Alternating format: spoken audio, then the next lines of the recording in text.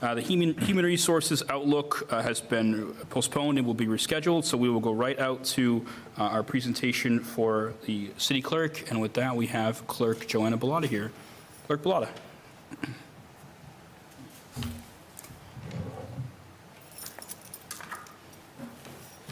Good evening. Thank you for having me.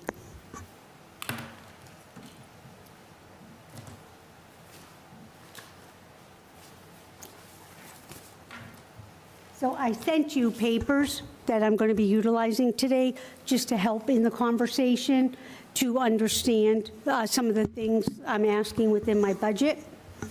So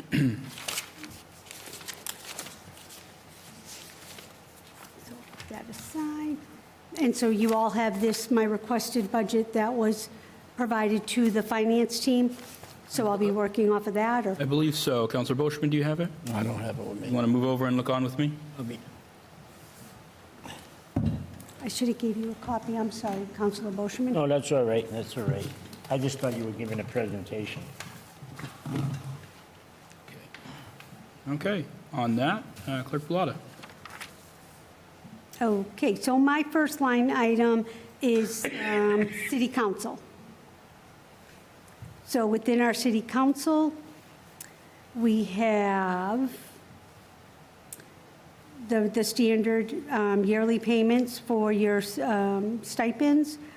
Then we go into advertising, office supplies, educational travel, and then our ordinance code supplement.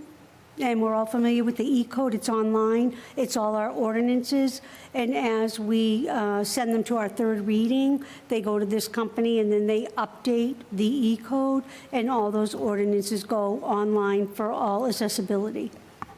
Every year they send a packet of all the ordinances, 10 packets, and a book goes to the clerk's office, the mayor's office, and we update the actual old manual. And there's one at the library, mayor's office, my office, police department, fire department, that we send the new ordinances and they update the book in the sections that need to be updated. And that's what that fee is for. And that fluctuates every year based on the number of ordinances we approve and update within that book. Legal postings fluctuate with that as well, because we have to post all ordinances that we advertise. So for example, the police ordinance, I'm working on posting that. And just for people to understand, that's going to be $1,800 to post that one ordinance in the newspaper. So that's the cost for just that one. So every one you do. So if we go from first reading to third reading, last reading, if there's no amendments, we do not have to post it that second time. But if we amend the ordinance from first to final, that's a second newspaper, second $1,800 that's going to go in the newspaper for that one ordinance. So that's why I always cringe a little bit when we say on the third reading, well, I want to make some amendments. Because we've already looked at it 3 times, so let's move those forward so we're only advertising once, because it is a financial cost every time we have to advertise or re-advertise. Does that make sense? I didn't even know that. I didn't know that. You never told me that. Yes. So by the time we get to third reading, if there's no changes from first to third, we don't have to advertise it again. But if you change anything from that first reading, the public has a right to know, and it has to get published again for that money. And that's just one. That's just one I did today, so I kept the number on the top of my head to have that conversation. Thank you, Clerk Bellotta. Questions for committee members at this time? One question. Councilor Boschman. On the advertisement, with the circulation going down of newspapers throughout the country, people not buying them, how else do you advertise? I mean, if you don't put in the Sentinel or Enterprise and the Telegram, Gazette, or the Boston Globe or the Boston Herald, how would you advertise? We have to advertise currently in the newspaper. State law is they have to be advertised in the newspaper until that law changes, which we fundamentally all wanted to change because nobody's circulating, as you said, newspapers as they were. And to find an online mechanism for those to be advertised in, because the people aren't buying newspapers as they used to. So we're advertising them as needed, but they're not being read as they should be. No, councilors, I just want to say something. I buy the Sunday telegram sometime, and I try to look at the legal ads, you know, in the back, what she's talking about. It's such a fine print, even with glasses, and I have to get I can't even see it. I mean, it's like you put something in the paper, it's just a big blank. Because they charge per print, so they make them as small as possible. Oh, you can't even read it. So, right. I don't think it's something we're going to solve tonight. Do you have any I know, I'm just saying. any further questions? I'm just letting you guys know that I do kind of read them. I appreciate that. Thank you, Counselor. Clerk Bellato, please continue. Perfect. And within the budget meeting, we also spoke of looking at putting money back into, I spoke to President Zarella, and it's really a council decision that we could talk about in budget season, but in our education and travel, putting money back in there for MMA. We have 2 counselors that are very passionate about going, and they all went the last 2 years, and they paid out of their pocket. And it is a lot of money, especially for someone volunteering that might be a little elderly, that's on a fixed income, that it is a very expensive event to go to on that. And it's something that in the finance, the mayor did put more money in there, but that's really something up to the council, and if in fact they want to do that, because I know we had removed it as a cost savings 2 years ago. That was it for city council. Under myself, the city clerk bucket, any increases you see in salary are just the contractual that have to go up. I have, so the public knows, in my office, there is myself, an assistant clerk, 2 principal clerks, and then I have a part-time clerk that works 19 hours. So there's 4 full-time people in my office. And that's, there's my line, my assistant clerk's line, and then my 2.5 clerical staff. And we are understaffed. My part-time person is Maribel Perez. She was the assistant city clerk in Leominster for 22 years. She just retired in December. So she was looking for something part-time. And she, coming from Leominster, is overwhelmed at how understaffed we are in what our office is doing. But I'm not asking for additional help, just putting that out there as a caveat. Is she happy to be back in the... Excuse me, Counselor. Oh, sorry. Would you like to ask a question? Yeah, just want to know if the young lady is happy to be in Fitchburg versus Leominster. She is. She loves Fitchburg. She loves the dynamic of our city hall. She loves how our customer service and how we approach our customers. We're a little behind in the technology aspect that Leominster had, which is what I'm going to talk about and what I sent you. Leominster's not on typewriters. We're still on manual typewriters. And Leominster has created purchase databases that their vital records are in and all of these things that make their job much quicker, easier. Accuracy is more correct because people aren't manually typing and trying to read a book that's, 8 by 14 double with half the Burke record on this side of the book and the other half, and you've got a piece of paper this long trying to stay on the same line to keep all that information accurate on the birth, death, or marriage that we're typing up. So that's the only thing is that Leominster's a little more progressive in their IT end of it. Thank you, Clerk Bellato. Are you all set, Counselor? Yep, thank you. I had no idea. You're on typewriters? Manual typewriters. Like typewriters? Typewriters. And we pay approximately about $800 a year to service them and buy the ribbon. And the database that would keep all this information is $595 a year.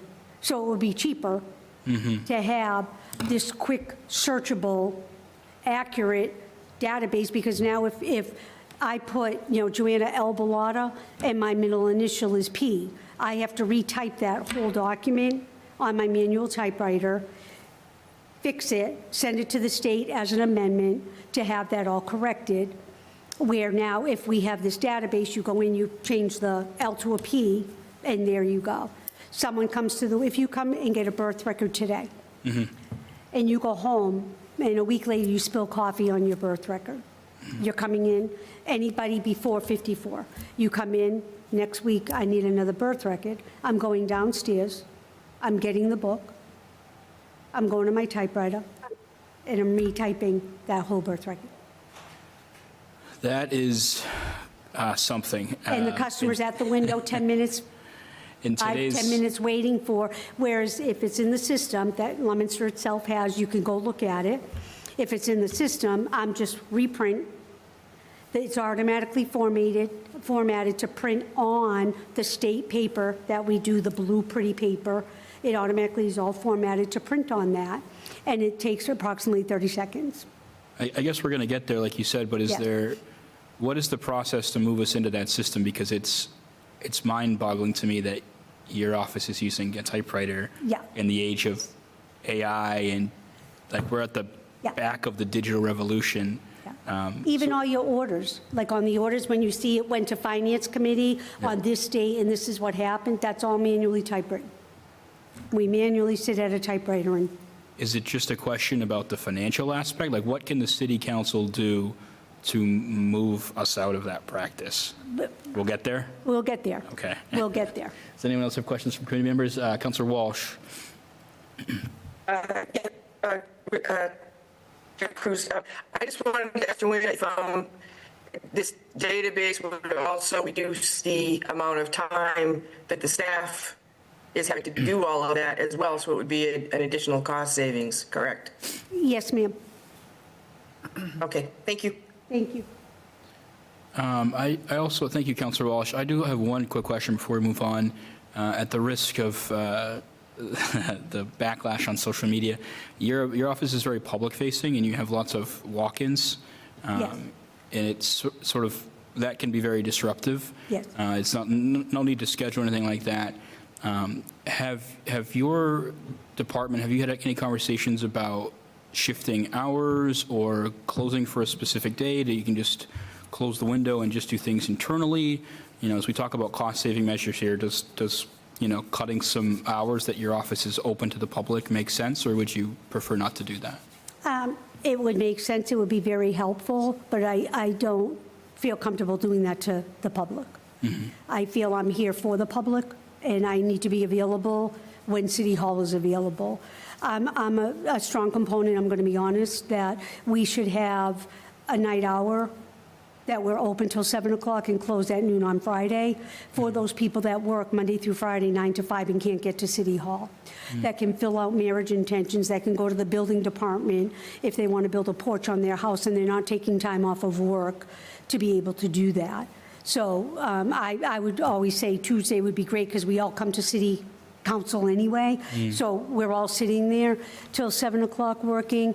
But I really think it would be beneficial to our resident because we really need to create an environment that works for them, not what works for me. Right. Thank you for that. That's an interesting idea. We should come back to that at some point. Yes. But please continue if no one else has questions. I would say at least half. I gave a spreadsheet to Mayor DiNatale as well as the new Chief of Staff, Alex, and I think 81% of the municipalities in the Commonwealth of Massachusetts are now providing 1 or 2 night hours and close early on Friday. And it started years ago with cost savings to shut the heat down for 4 days instead of 3 days type thing. But the residents found it very beneficial to not have to take time off from work, to have access to what they need via the City Hall. Thank you, Madam Clerk. This is like exactly what I was hoping for with these budget discussions, like productive conversations about how we can Yes. improve services. So Yes. I'm glad to have it. You want to say it? All set? All right, we'll move right along. Okay. Then we go into, so does anybody have anything under my clerk? Longevities is bargained overtime. The only time in this overtime bucket, because I have 2, I have one here at clerk and one in elections. They're 2 separate buckets. The overtime here is when someone shows up at the window at 4:28 and says, oh, I need 3 birth records, and they're here to 5 o'clock, creating those records, we have to pay that overtime. So that overtime's not used very much, but it's that window. If it needs to be utilized, it's there. And then there's my expenses.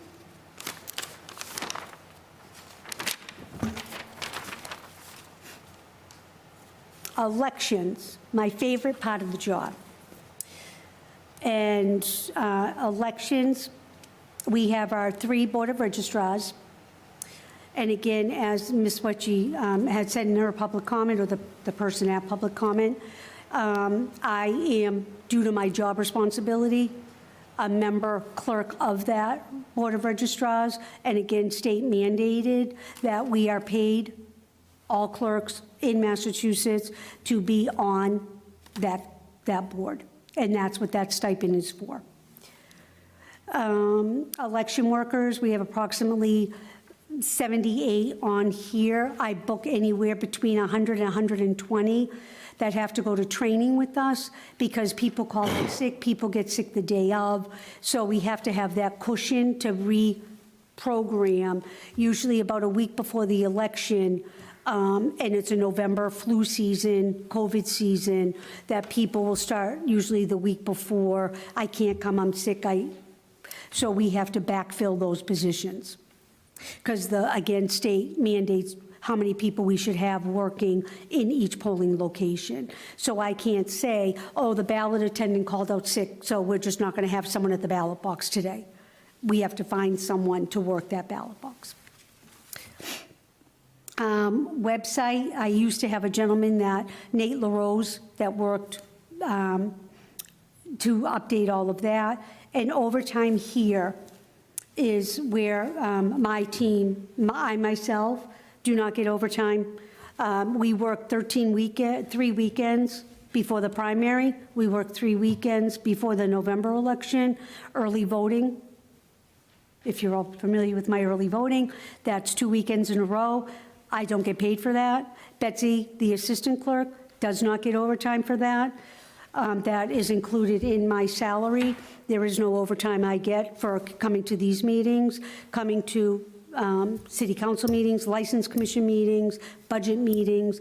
I am salaried, Betsy is salaried. But my principal clerks do get overtime, it's contractual. We get reimbursed for some of that. All early voting costs for them, for their overtime, is reimbursed to the city. We do a cost survey analysis after every election. Then Jackie gets the money. The money doesn't, of course, come back to me. It goes to the general fund, and the general fund gets all that money, even though the money comes out of my elections budget. The refund comes back to the city in the general fund. But with that, we have great opportunities. I purchased a high-speed, you've all voted, you've all gone in to that wonderful tabulator where you put that ballot in and you just count. So imagine advanced deposit when we're depositing 7,000 vote-by-mail ballots, because we can no longer bring them to the polls because the poll workers can't complete all that in a day and run the polls. So we deposit those ballots early. We cannot see the results till 8 p.m. the night of the election. They're on a disc. We don't see them. There's no numbers. There's no names that we see. We just put ballots in them. We stand in front of a ballot. So they now have a high-speed printer that does 100 ballots a minute. Well, that's a game changer, right? Because our advanced deposit in presidential elections took us 3 to 4 days of putting in those 7,000 ballots in that tabulator to 100 ballots in a minute. So we're going to be able to hopefully do that within a day and get that done. This November, you've heard there's talk right now of 10 questions on the ballot. Do you know what that ballot is going to look like for our voters come November? That will be 3 to 4 8x14 pages that they're going to stand at that ballot machine putting in one at a time. Because you can only put the one in, wait for that to drop, next one goes in. So it's going to be a lot, this election, if there is that many questions on that ballot. But we did buy a new high-speed printer, but this cost survey, because it works with early voting, and we're using it for those ballots, the state's going to reimburse us for that. So that, again, will go to the general fund. It was no cost to the city. And the only reason why I was able to order it is we did not have a preliminary election this year. So I said with the money we had in here for the preliminary, I spoke with my president of council and then the mayor and said, can I buy this printer with that money sitting here? And then the state reimburses us for that. So we will get that money back. So that is a true benefit and is going to be a game changer when processing those vote-by-mail ballots and the in-person early voting ballots. Thank you, Madam Clerk. Questions from committee members? Nothing. All right, please So, continue. That was my overtime. And then all the other stuff in here is truly all supplies for voting. The poll pads, there's a contract, it's $10,000 a year for the contract update. The census book that we do every year, the census street listing book is up to $30,000. And the postage, because every census that goes out, it has a prepaid envelope to come back. Even though people don't all return them, everyone has to go out with that prepaid postage. And then we mail the certification postcards to anybody June 1st that has not returned the census. We don't have to pay for it to come back, but we do pay again for it to go out. And the postage is very high on top of the cost of the books, printing, and all of that. Questions from committee members?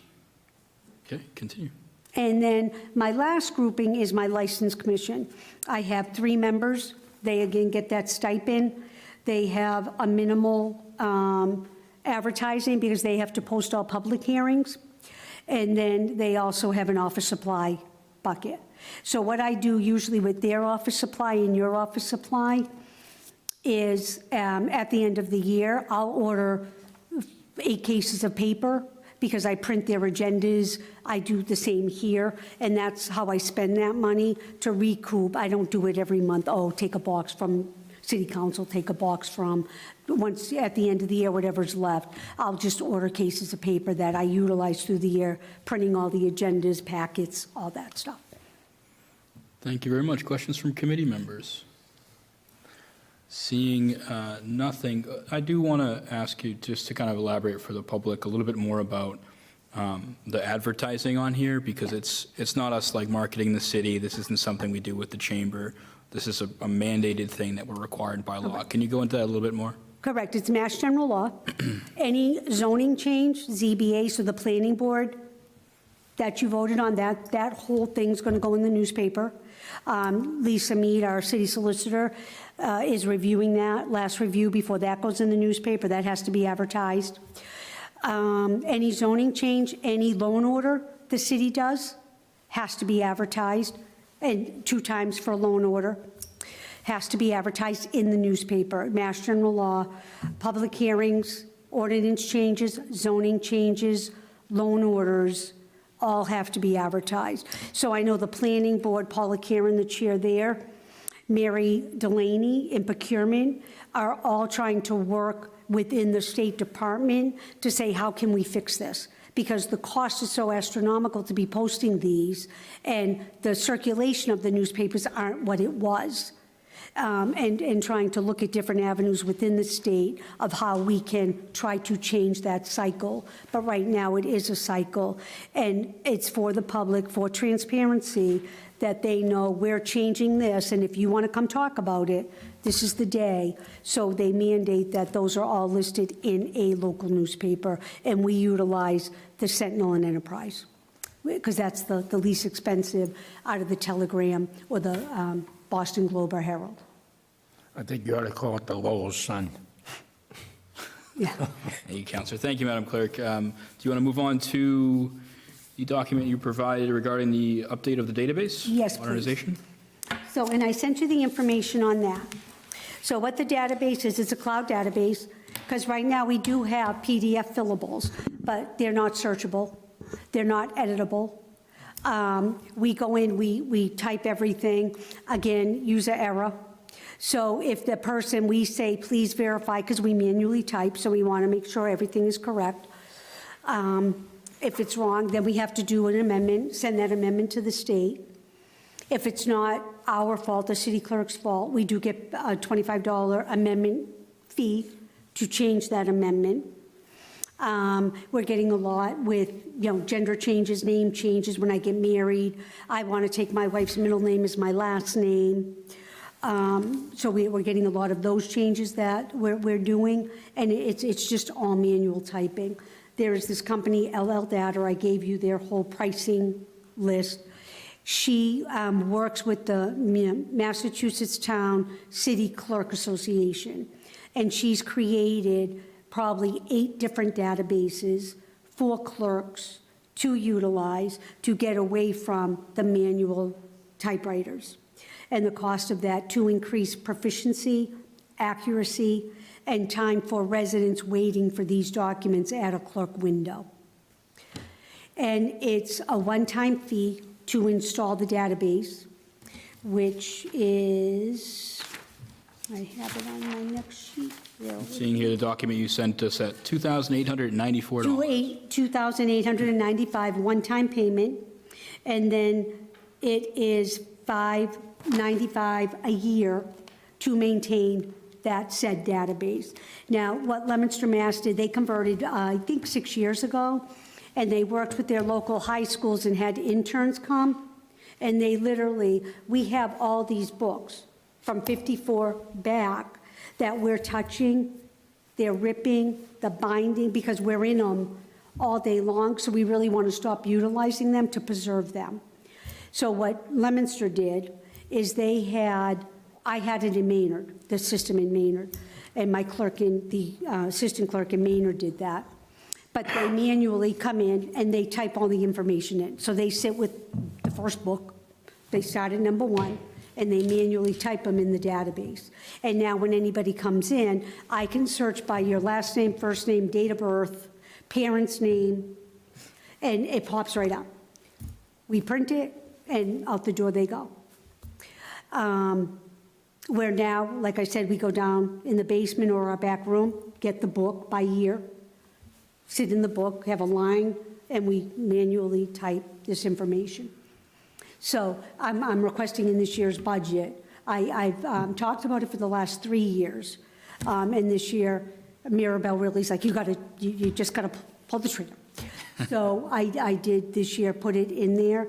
There's 2 I'm looking for, and you get a discount if you buy more than 1. But the second one is election workers. She has a whole database for election workers that does from the beginning, signs them up.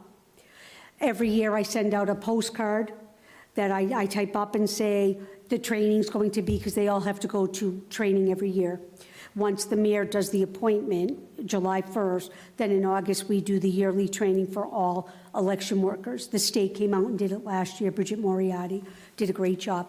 But so I sent them a postcard that says, save the date. This is training, these are the elections. Then we send them letters in August reminding them of training. Then I send them a letter that tells them where they're working, what their role is going to be, who the warden is. We serve lunch and supper, bring, no jeans, sneakers, etc. This database has all those letters in it.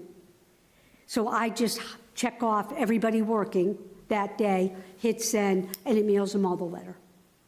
We're not manually doing all of these things. And then through that letter, it creates the payroll that helps us implement and tracks their hours worked, early voting, advance deposit, and the day of the election, for them to be able to create the payroll from that election, which then pulls reports that I can now put to my survey to get reimbursed for those mandates that the state early voting, and they mandated our polling locations used to open up at 9 a.m. They now mandated they open up at 7 a.m. So the state reimburses us, because that was a local mandate. They reimburse us from the 7 a.m. to the 9 a.m. And then the city pays from 9 a.m. to 5 p.m. And it tracks my police officers, because every polling location has to have a police officer in it. And early voting, we have a police officer every day, because City Hall for those 14 days for the municipal election is a mini polling location while we're doing that early voting. So that, this system encompasses all of that. Instead of, I've got 6 different spreadsheets I'm using to, who are my workers, who's working where, what hours did they work, and 6 sheets going down that I'm trying to go back and forth on, where this system automatically accumulates all of that. Thank you, Madam Clerk. Questions from community members? President Zarella. What was, I know you just stated it, but what was the startup fee on that? It was 2,000 what? $2,895, one-time fee. Okay, yeah, so it seems like just from considering solely the delta between the yearly fee and the yearly typewriter maintenance, it still pays for itself in a handful of years. And when we take into account the cost, the opportunity cost of labor time and potential errors and so on, it seems like an absolute no-brainer that we should be doing this. So It is, yeah, I am going to say, because even with the vendors, errors occur. And, because they're typing and then someone comes to the window, so they stop, they go back to the window, then they go, but where was I? And now they're refinding. So Oh, sure. It's very time consuming. I mean, Witness, look at my name. I've had people who've known me for 20 plus years put one R in my name when they type it. And, if that's on an official document, then as much as I try to be very laid back about that, I have to go back and say, I'm sorry, this isn't correct. yes. So it strikes me as something that is very short money Correct. for a very big benefit. So thank you for looking into that. And not to say in that first database, when everybody's implementing, because again, they're typing, there won't be errors, but we can fix the error instantaneously and give them the updated document. Where now we have to do a whole amendment, send it to the state, and redo all that paperwork, where now we could just go right into the system, print, and there you go. All set, Mr. President? All set, thank you. I yield the floor. Thank you. Madam Clerk, I know that obviously there's going to be some cost saving moving into this software. For FY27, is there a portion of the budget that you could see moving over that just under $3,000 to cover this? Or will it- I was hoping within the general fund that they get back, or in the elections division, because we didn't have a preliminary, there's that extra money there, that we could at least utilize some of that to compensate and cover for. Okay, thank We you would very have much. to transfer out, but that's what I was Thank you, Madam hoping. Clerk. Questions from community members, or are we ready to move on? I'll save my questions for the budget time. Okay, thank you, Counselor. The floor is yours, Madam Clerk. Thank you. Am I done? Are you done? That's Have a great night. Thank you very much. Have a great night. It's nice being Thank with you. you very much for coming